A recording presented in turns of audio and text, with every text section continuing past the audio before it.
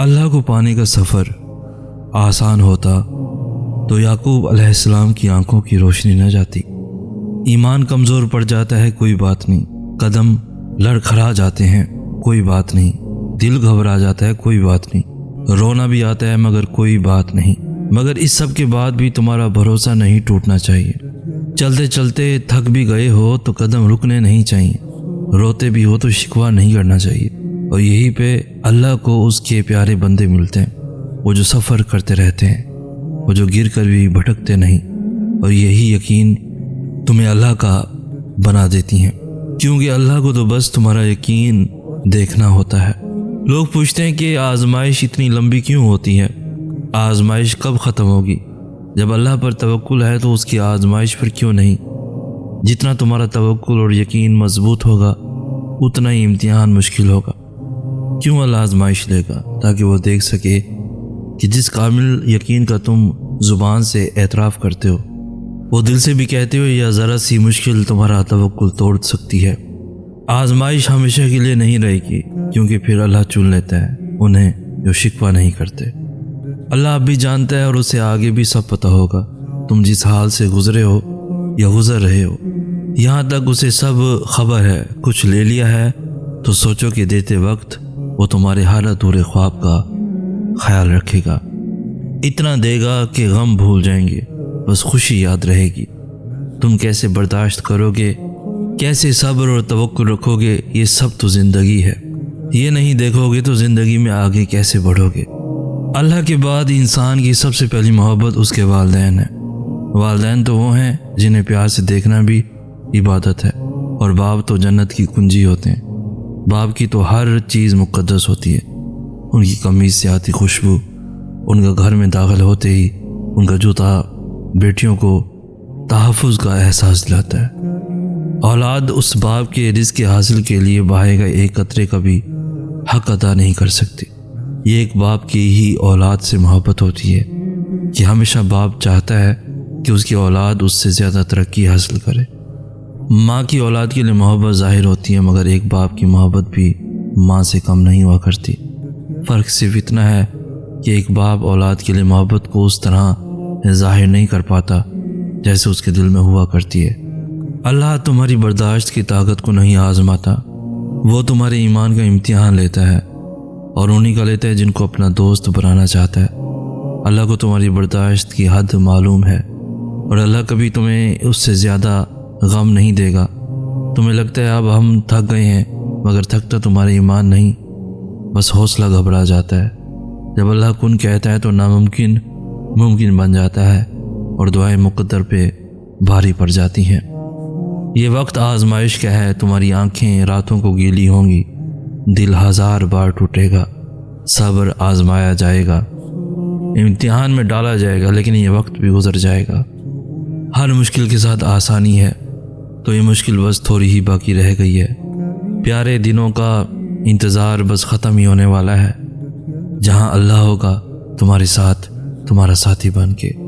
آج آپ کی سماعتوں کی نظر ایک ایسا وظیفہ کرنے لگے ہیں جس سے آپ کے گھر میں بے برکتی، نحوست، غلط فہمیاں، آپسی جھگڑے، بے چینیاں، شک و شبہات اور ایسی غلط فہمیاں جن کی وجہ سے آپسی معاملات یا آپس میں پیار محبت ختم ہو چکا ہے۔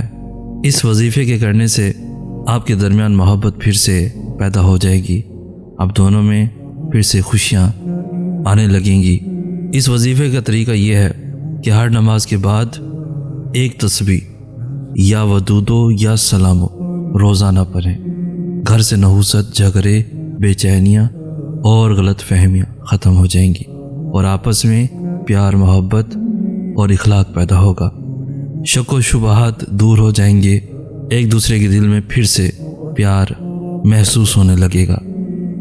نصیب کسی نے کھول کر تو نہیں دیکھے، وہ تو اللہ کے لکھے ہوتے ہیں، اور اگر کسی کے برے ہوں تو نصیب کبھی برے نہیں ہوتے، کیونکہ وہ اللہ نے لکھے ہیں۔ اللہ زندگی میں درد دکھاتا ہے، اس کا یہ مطلب نہیں کہ ہمارا نصیب درد بھرا ہے، بلکہ اس لیے تاکہ ہم بہت ساری دعائیں مانگ کر اس اللہ سے اپنا نصیب خوبصورت لکھوا لیں۔ اور اللہ ایسا کیوں کرتے ہیں؟ کیونکہ وہ ایسا انہی کے ساتھ کرتے ہیں جن سے وہ محبت کرتے ہیں۔ اور اللہ پاک سورہ بقرہ میں فرماتے ہیں، اور دیکھو ہم تمہیں آزمائیں گے ضرور، کبھی خوف سے اور کبھی بھوک سے اور کبھی مال و جان سے اور پھلوں میں کمی کر کے، اور جو لوگ ایسے حالات میں صبر سے کام لیں ان کو خوشخبری سنا دو۔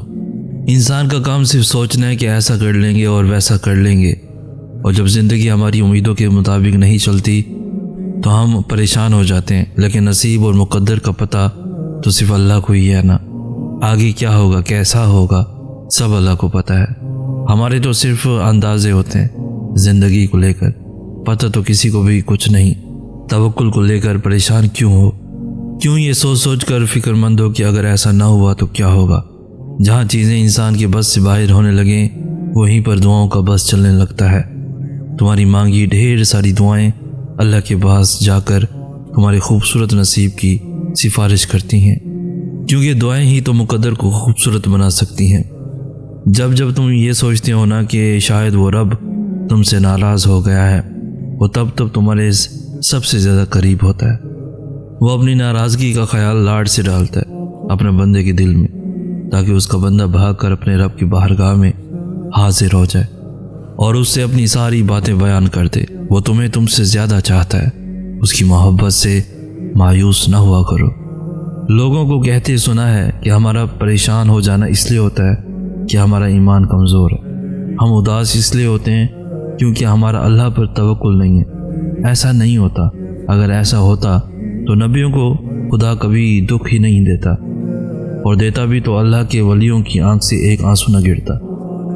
مگر نہیں، وہ بھی روئے تھے، وہ بھی اداس ہوئے تھے۔ کوئی بیٹے کی جدائی میں رویا تھا اور کوئی کربلا کے شہیدوں کو رویا تھا۔ اس کا مطلب یہ نہیں کہ اداس ہو جانا ایمان کی کمزوری ہے، اور یہ امتحان اللہ تعالیٰ ہماری اداسی کا نہیں لیتا بلکہ ہمارے توکل کا لیتا ہے۔ آج ہم کسی چیز کو لے کر اداس ہیں تو کل کو کسی چیز پہ خوش بھی ہوں گے۔ ہم انسانوں کا مزاج تبدیل ہوتا رہتا ہے، لیکن توکل، ایمان اور بھروسہ تبدیل نہیں ہوتا اگر مضبوط ہو تو۔